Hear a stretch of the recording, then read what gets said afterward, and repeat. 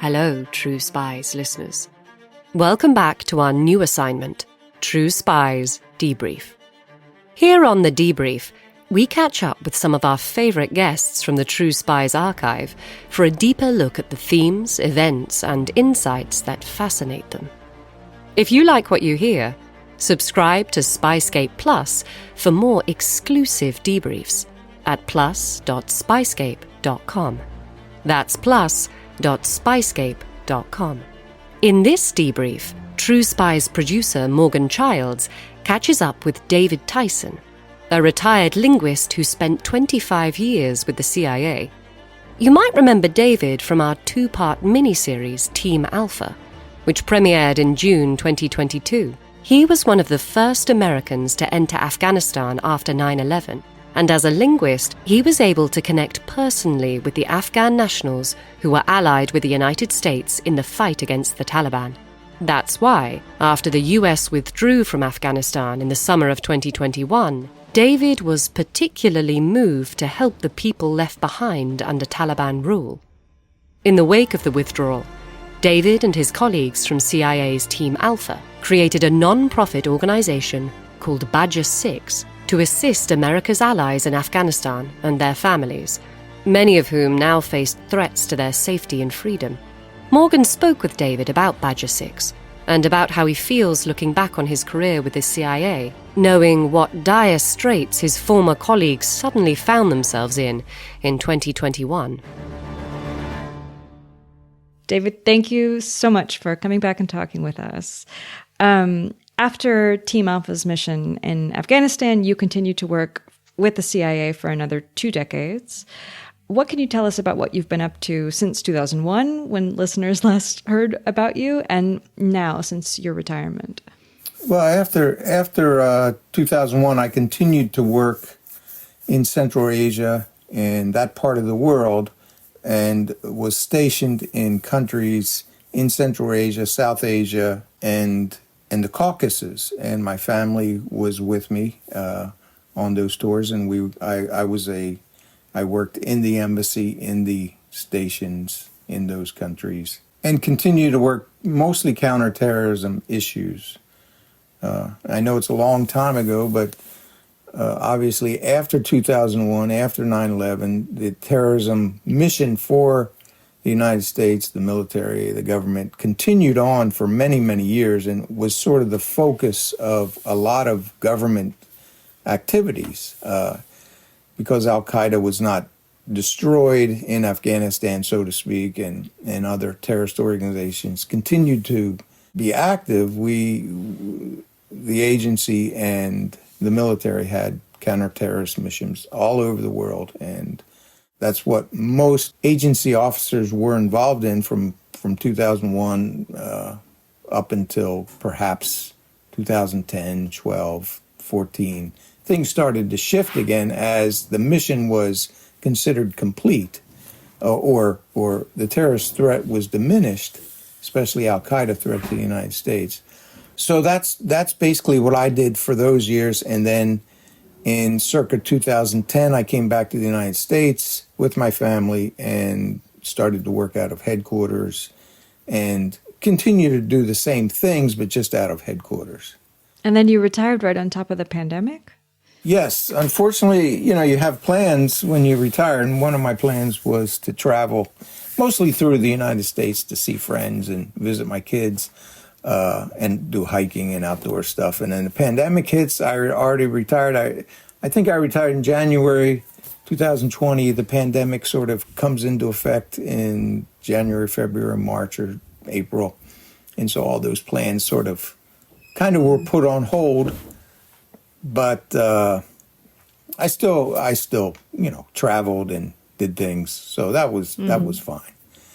And then, obviously, 2021 comes along in the summer when Afghanistan fell apart and the United States withdrew from Afghanistan. And that's when things got active again for me in terms of our Afghan allies. I'd been in contact with some of our Afghan allies after 9/11, but I mean, after 2001, but not necessarily frequently, or I wasn't in close contact with them. I followed them in the sense that I heard from other people what they were doing, what positions they had in the government. These are the ones that survived. And then 2021, when the sort of disaster happens and the government falls in Afghanistan and we leave, these guys started to come out of the woodwork and contact me and other people that were part of Team Alpha, and they were asking for help.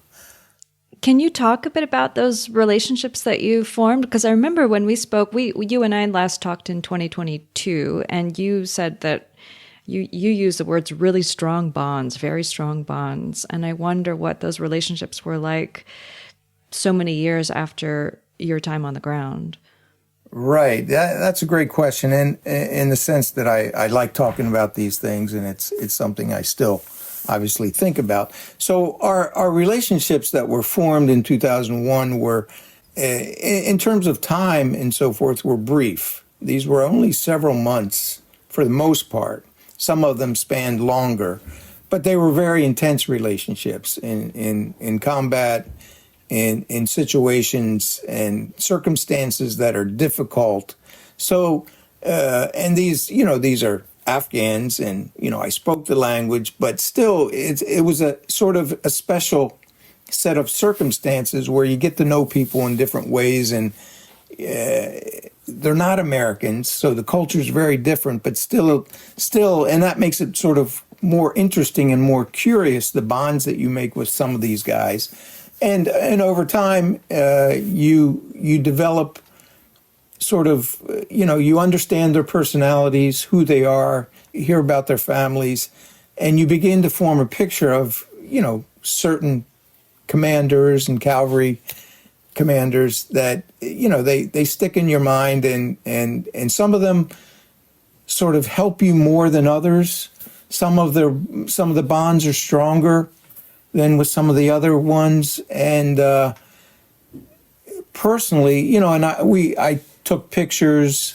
We have some film of them. This is 2001. We didn't have digital cameras at the time. This is 35 millimeter days.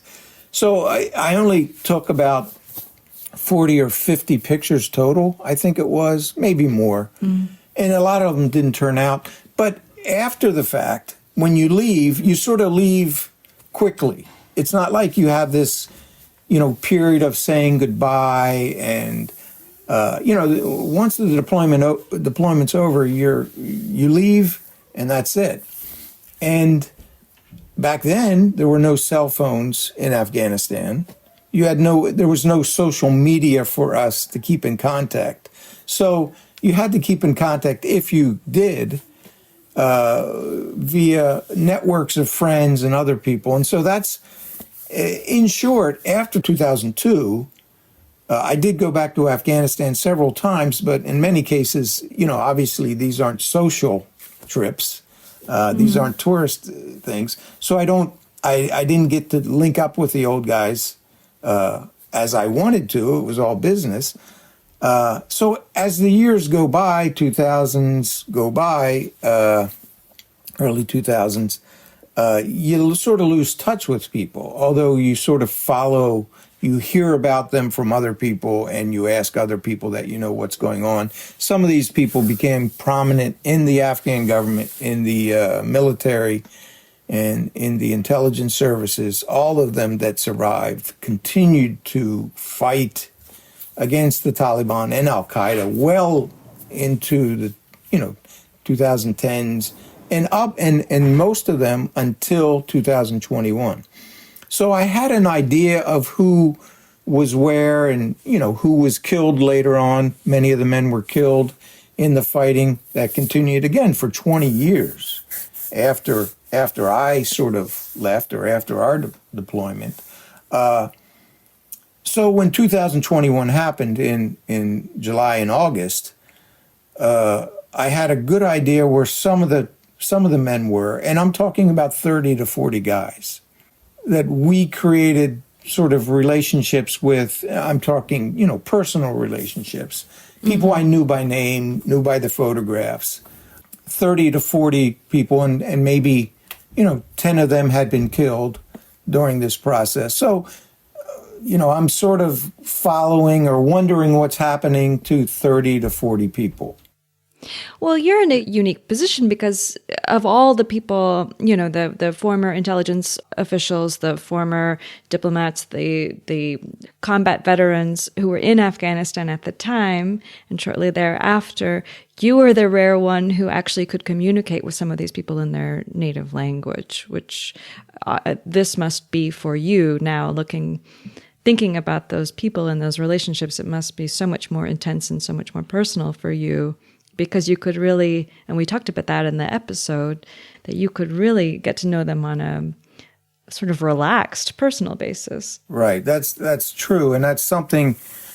I wouldn't call myself an extrovert or a very social person necessarily, but when it comes to foreigners speaking in their language, I'm extremely social and curious about people, and that sort of personality trait for me was very, evident back then and continued. And so I was always curious as sort of what made these guys tick. We talked before about, the war, the brutality, how these people were brought up. Again, these were men for the most part who didn't have higher education. Some of them could not read or write that much. They weren't exposed to the West. They didn't have an idea about American culture or anything like that. So we were extremely foreign to them. And they were a little bit foreign to me because I'd been dealing with people from this part of the world for many, many years, but I didn't have much experience with people who had been so sort of shut off from the West and from Westerners. A lot of the Afghans we had relationships with were either Afghans who were sort of Westernized and understood the West. Many of them lived in the West for times, and that was part of the Afghan government and so forth. But up in these outlying areas where we were, especially with the ethnic Uzbeks, the Hazaras, where it's rural, there's not a whole lot of infrastructure. These kind of people out there had, again, much less education, much less exposure to people. And so it was like I said, a very interesting experience where my curiosity about how they lived, what made them tick, how did they become cavalry commanders, and what was it like to basically fight against the Soviets in the 80s, fight in the civil wars in Afghanistan in the 90s against the Taliban, and then fight for 20 more years against the Taliban and Al-Qaeda after 9/11. So some of these commanders, they're certainly my age now or older in their 60s and 70s, have been essentially fighting for 40 years. And obviously in 2001, that wasn't the case. It was only, say, 20 years of fighting or something like that. But now, so in 2021, all this comes to a head again, and they start contacting me via various channels that they're very resourceful, and the Afghan sort of network is pretty extensive. So they were able to find me, and strangely enough, they found my wife's phone number before they found mine. I had not given them my phone number, but they found my wife's, and I started getting calls from Afghanistan, sort of distress calls, and they had this thing called WhatsApp. In 2021, I had no idea what WhatsApp was. I didn't have it. But that WhatsApp was the means by which they were able to make calls and so forth. So I quickly got the app. They quickly started sending me information about where they were, pictures and so forth, how everything was falling apart, and can I help? And of course, I had no idea how to help them in 2021, in July and August. But we quickly sort of joined forces. Former Team Alpha members, people who had retired like me, sort of tapped into our networks. Shannon Spann, the widow of Mike Spann, was involved as well. and she has her own network of friends. So we got into that big sort of amorphous group of people that were trying to help our Afghan partners. And we're doing this essentially via the chats, WhatsApp and Signal. And groups were formed informally, formally, and then the evacuations, as they started, we started to luckily tap into some of those evacuations. And it was very difficult, very chaotic. Many of these efforts failed miserably. But in 2021, we were able to get about 4 families out, 5 families. Wow.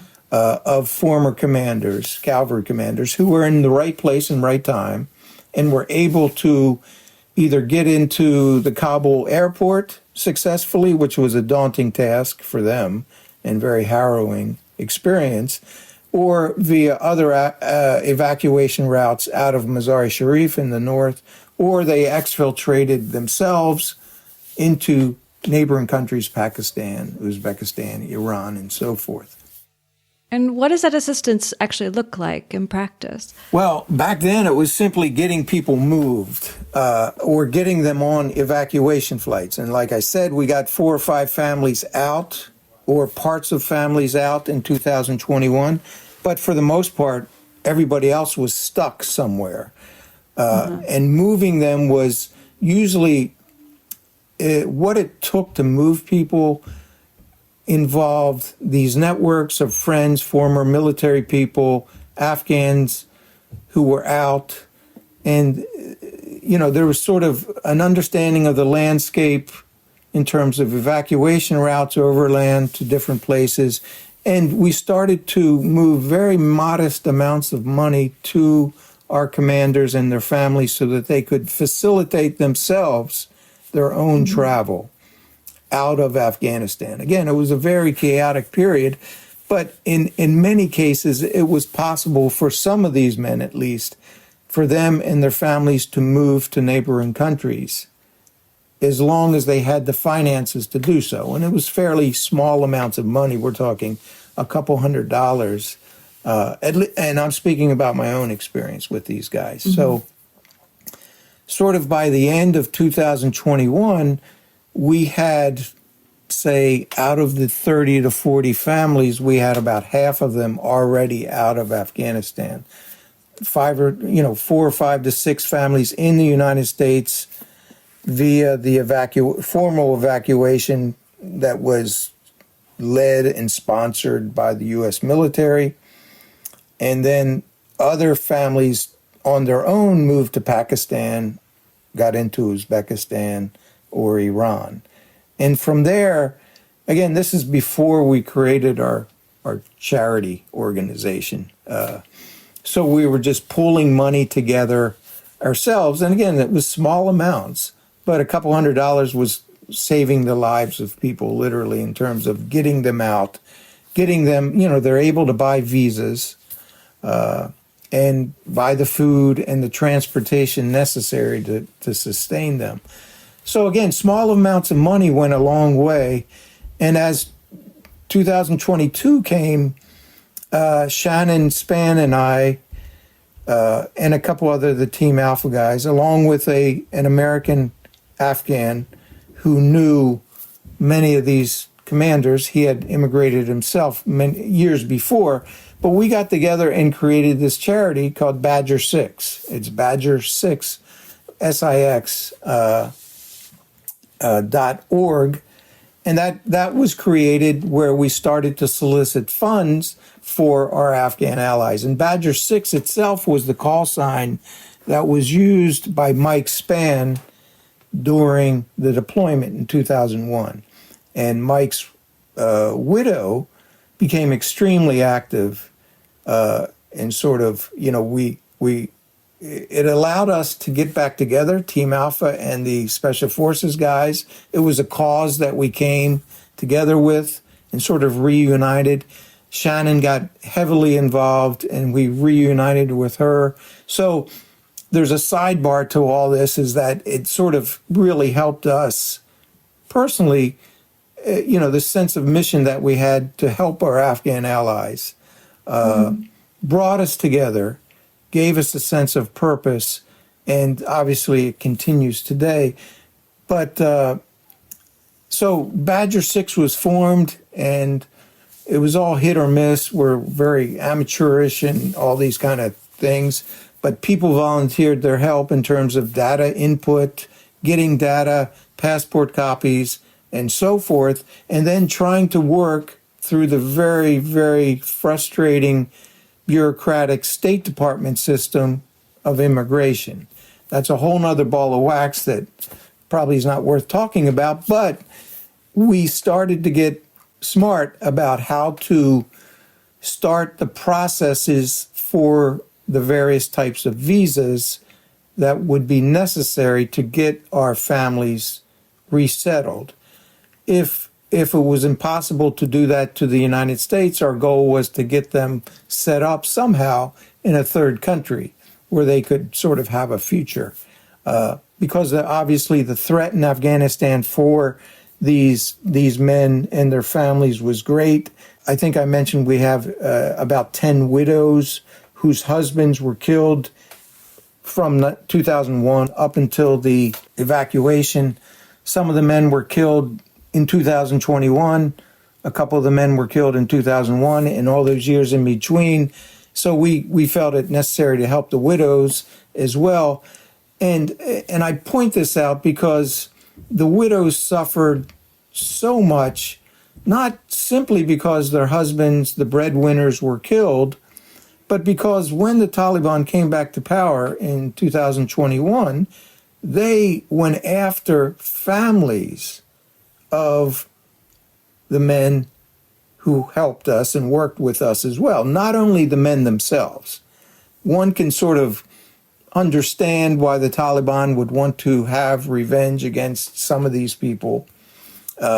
I mean, that's the nature of war and so forth. In fact, it's a civil war in Afghanistan. All civil wars are extremely brutal. But with what angered us and sort of perplexed us, actually, was the fact that the Taliban went after families and in some cases harming them, threatening them with essentially rape and forced marriage, destroying their homes, forcing them to flee.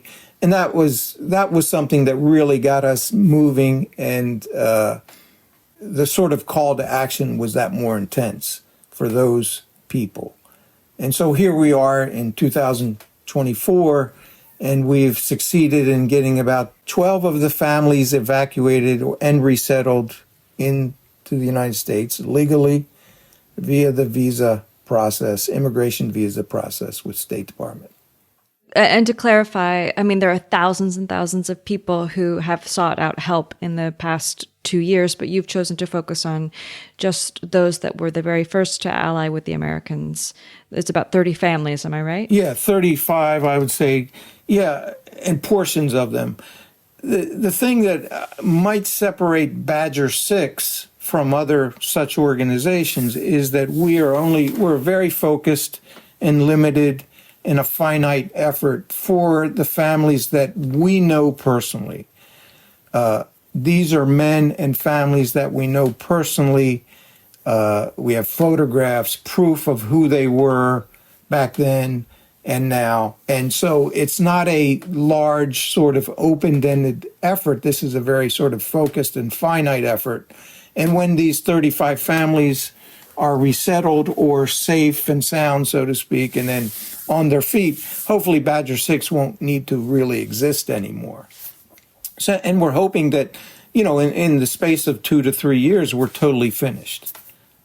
We thought it would be earlier than that, but obviously these things take a long time. So that's one of the things that maybe makes Badger 6 a little bit different than some of these organizations that are large and sort of have open-ended efforts that are helping thousands of deserving people, but the people we're helping is much smaller in terms of number.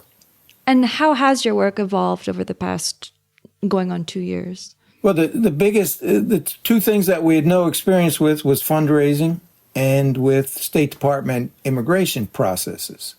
And those two things have been difficult, for us. But we have networks of friends. We have acquired many supporters and friends that when they hear our message, which, obviously can be compelling to some people, we get a lot of support. We have some large donors that have helped us. And when I'm talking large donors, I'm talking in the, thousands, a few $1,000s. But that, $300 a month for a family sustains them in Afghanistan. We have a number of families left in Afghanistan. Most of these are widowed families. And $300 takes care of them really well. People in other countries like Pakistan require a little bit more money because the cost of living is higher and the rent and so forth. But, small amounts of money go a long way for us. And we have literally no overhead. No one's being paid in our organization. The Americans, it's all volunteers. All the money is just being sent directly to those people for food and shelter. And small amounts, interestingly, those who have made it to the United States, they almost to a family are thriving. They don't need our financial support anymore after a few months. The immigration process has something as part of it that allows these people to tap into U.S. government-supported agencies and so forth in the United States that allows them to get on their feet and so forth. And the Afghans are extremely resourceful. Obviously, they had not been to the United States before, but they quickly adapt. And what we're seeing, the neat thing that we see is most of the men who are alive and the widows are my age, 60s, 50s, 60s, and 70s. And obviously, their abilities sort of to learn English and work is going to be not as great as the younger people. But they're bringing with them their sons and daughters who are working. They get the jobs, support the families, and start successfully a new life here. It's great to hear these success stories, but I have to wonder if these people also carry with them a sense of being wronged by their former allies, and that they carry this with them into their sort of this next chapter of their lives. That's a great question, but it's a very complex issue because there are numerous ways or a couple ways of looking at the Afghan experience in the United States, starting in 2001. The amount of support that we gave Afghanistan was, it's hard to even quantify, right? The United States government, the men and women who fought, sacrificed, and died in Afghanistan, the Americans, the coalition partners as well. I mean, billions and billions of dollars, lives were sacrificed in Afghanistan to support the Afghan government and to support its transformation from this sort of terrorist state into one that would be, prosperous and independent and so forth. That's what the mission ended up to be, right? In 2001, our mission in Afghanistan was simply to render Al-Qaeda and the threat to the United States, to destroy that, to make it impossible for Afghanistan to be the staging ground for attacks against the United States. That was accomplished fairly quickly in 2001, 2002, and so forth. However, as time went on, the United States mission grew. In the Western, the coalition partners, it was sort of to rebuild Afghanistan, to make it a democratic nation, to fundamentally transform society, its political structure, its economics, its whole being was going to be changed according to this Western-led, mostly United States-led effort. That obviously failed. However, my personal opinion, and I think many of these Afghans, especially the ones that are here, the ones that are part of our cohort, they appreciate so much what the Americans did. They also understand the onus was on them to be successful and to use wisely and efficiently and effectively what we gave them, American lives and American money. That was not done. The Afghans, the Americans, who failed, we can argue about that, but it was a failure. The Taliban came back. They essentially destroyed what we created or had in place for 20 years. We can talk about who's to blame for that, what's to blame. The blame is, can go around to many, many people and organizations and so forth. But my point is that the Afghans that we're working with, and I think most of the Afghans from that period, understand that America is not to blame for this. There obviously were problems at the very end in terms of evacuating people and saving our allies, if that indeed was our duty, which I think to a degree it was. However, the Afghans that we are working with, the 35 families, none of them have any hard feelings against the United States. It's all just the opposite. They are so thankful for what we did starting in 2001. We educated their children. They had the ability to prosper for 20 years. A generation of Afghans went to school, obviously to include women, which had not been the case. So we gifted them a great deal in the period of 20 years.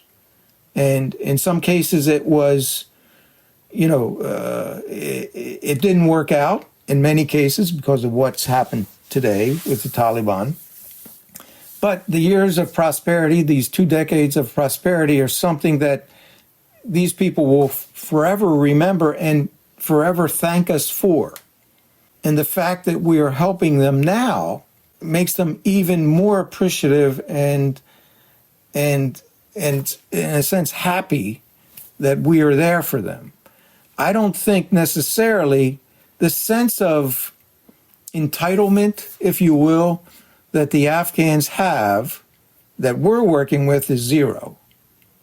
They do not think they necessarily deserve all the help that they've been given. We helped them initially.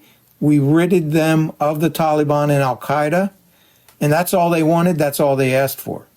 The rest was up to them. And as they got more, if you will, as people got more addicted to the American presence and so forth, maybe some people's minds changed and sort of they were transformed into people who expected help and so forth. But the people of my age group, my generation, whom we worked with in 2001, do not have this sense of entitlement. They, in fact, are the opposite. They just appreciate everything that we did, again, for that 20-year period and what we're doing now. Frankly, they are surprised that we do so much even today.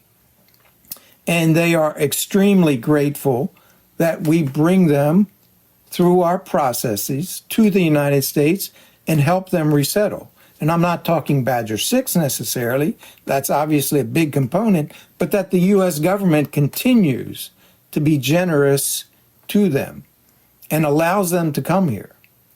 And that is a huge thing. And we are bringing patriots, if you will, people who love the United States to the United States.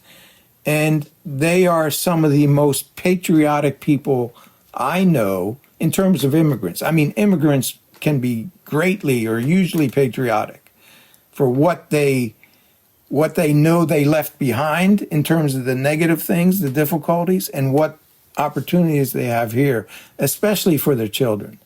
So these Afghans that have made it here are extremely appreciative. They are sort of loath to ask for support from Badger 6, and they work extremely hard. They're extremely resourceful, and they make it on their own for the most part. It's really interesting that you are saying this, the term that I've heard some veterans and other advocates for these Afghan nationals use is moral injury. And I think for some of them, the experience of or watching what's happened since 2021 has really colored their experience serving the United States, colored their memory of that time and their work. It seems like for you, that's not at all the case. Yeah, I certainly understand that sort of moral injury was something that, was a sort of a phrase or concept that really didn't exist until, at least for me. Again, I'm an older person now, my generation. We've experienced different things.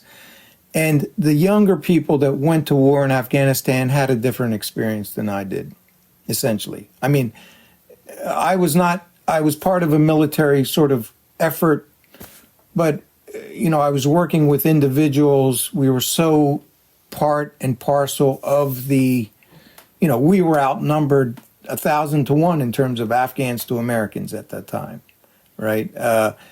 And at that time, the Arabs from Al Qaeda were the invaders in Afghanistan.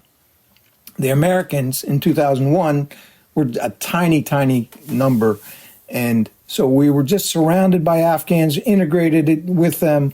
Most of us, if we didn't know their language, we knew how to deal with them. We really knew them well.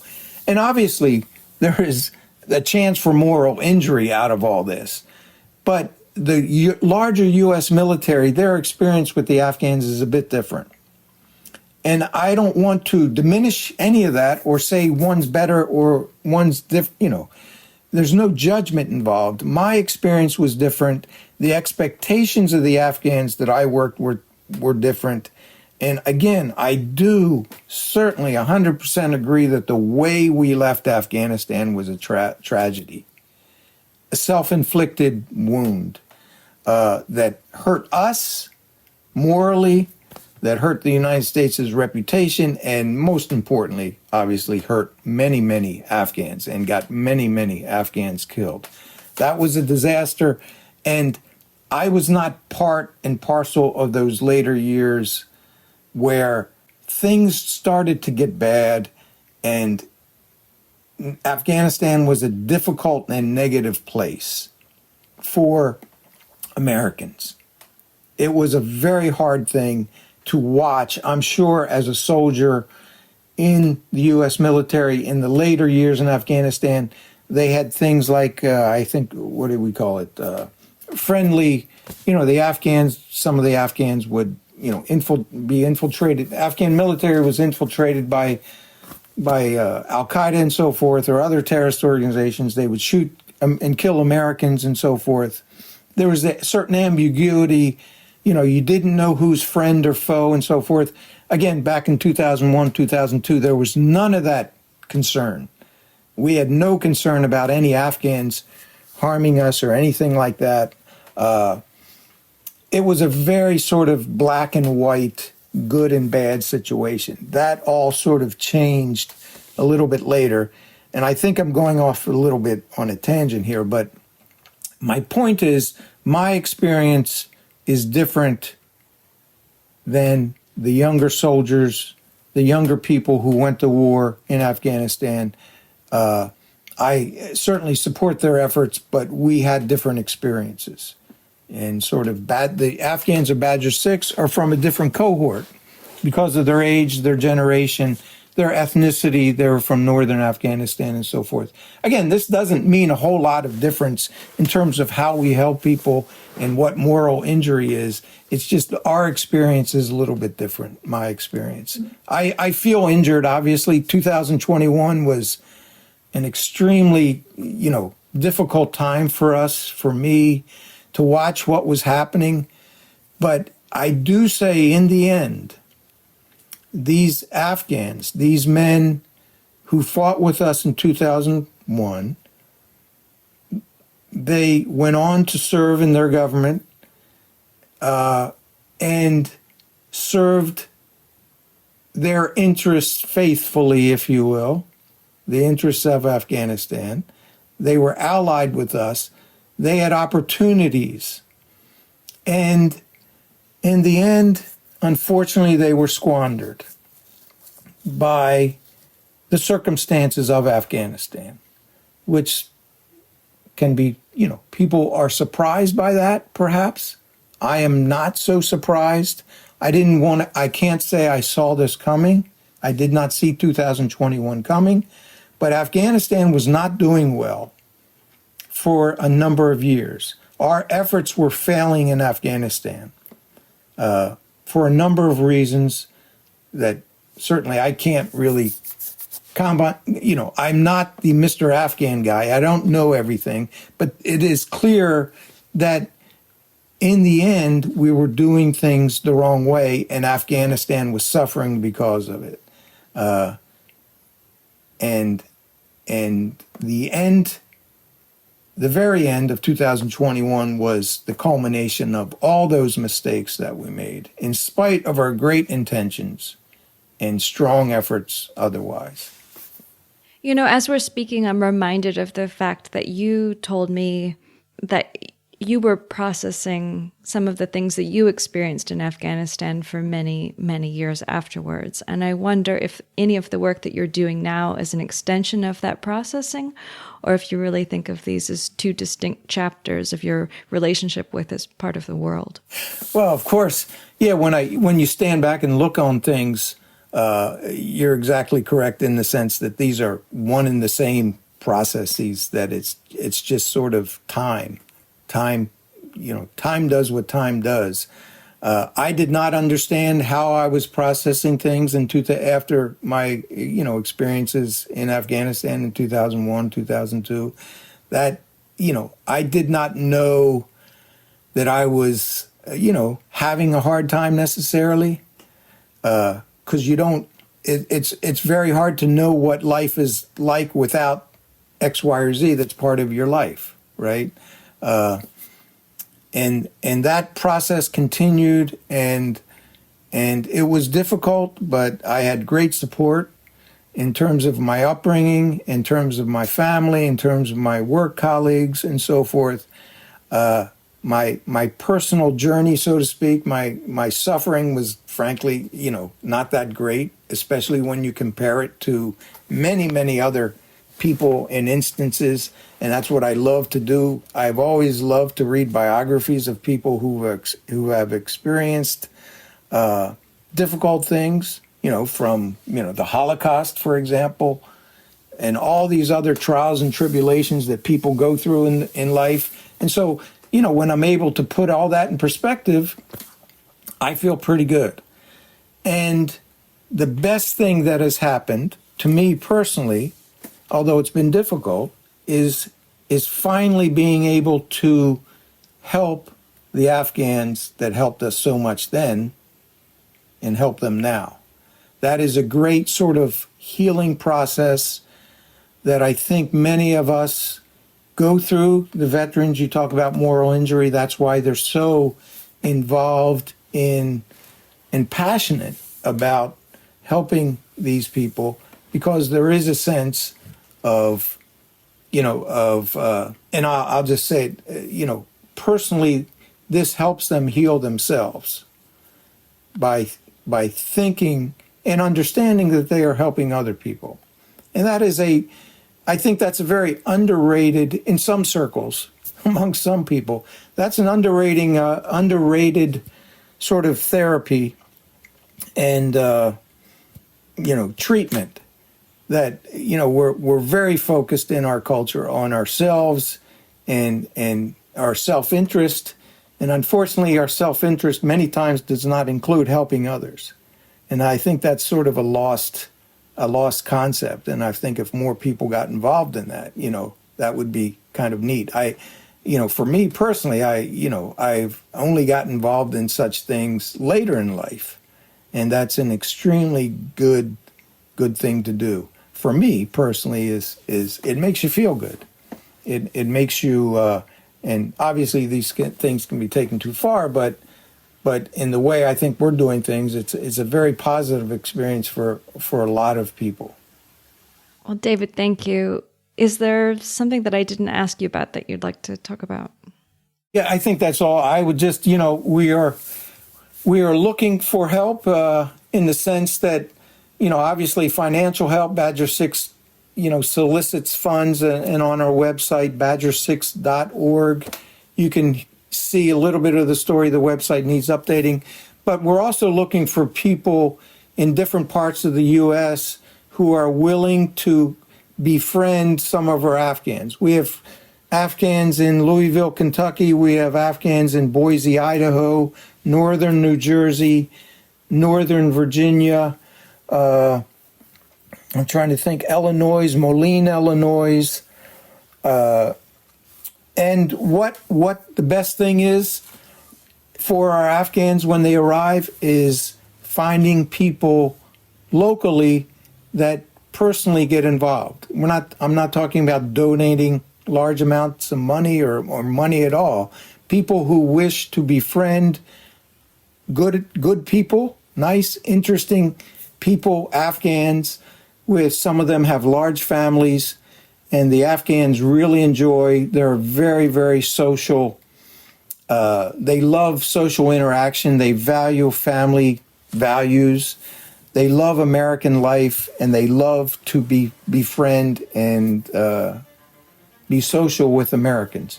So if any of this, would happen, if there's some of your listeners out there want to get involved and don't have money, so to speak, and don't want to donate, they can maybe donate their time and befriend some of our Afghans. Thank you, David, so much. It was such an honor to hear your story 2 years ago, and it's really, really great to have you back. I appreciate it. Thank you, Morgan. Thank you so much for tuning in for the debrief. We're so happy to have you along for the ride.